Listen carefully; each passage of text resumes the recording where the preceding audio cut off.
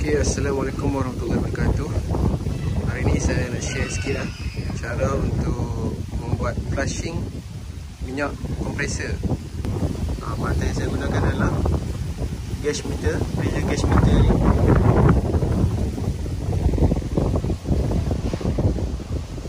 Ini valve untuk high pressure dengan low pressure, low side dengan high side. Punya adalah untuk tabung untuk masukkan minyak kompresor ke dalam ni, dalam tong ni dan tin ni. Ada beli kat Shopee. Ini kereta Serena C24. Okey, ini cara sambungan dia. Untuk buat flushing minyak kompresor ni, kita kena sedut minyak tu melalui high side. Melalui high side, kita guna high side, sebelah high side aja. Okay, kita pasang dekat valve, switch valve dekat high side ni. Kabel dia akan melalui ke high side meter, dan keluaran dia ni akan pergi ke tong simpanan minyak kompresor ni. Okay, ini masukkan dia, keluaran dia akan pergi ke low side,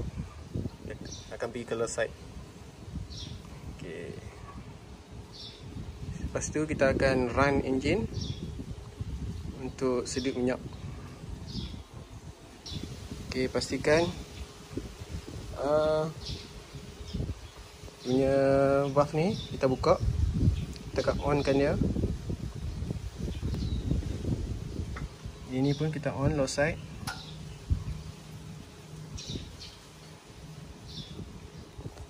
Dekat meter pun kita kena on lah, open.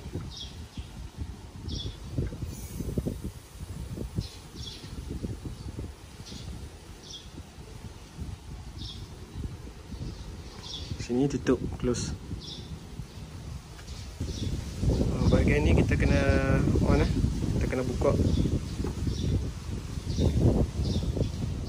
Ok, jom kita hidupkan enjin. Ok, enjin dah hidup.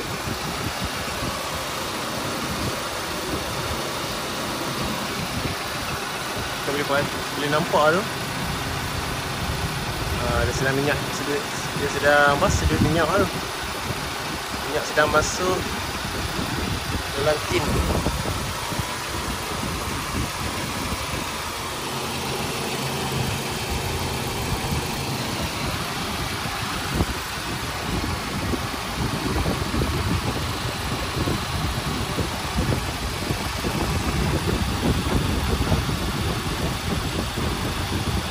Aliran minyak tu.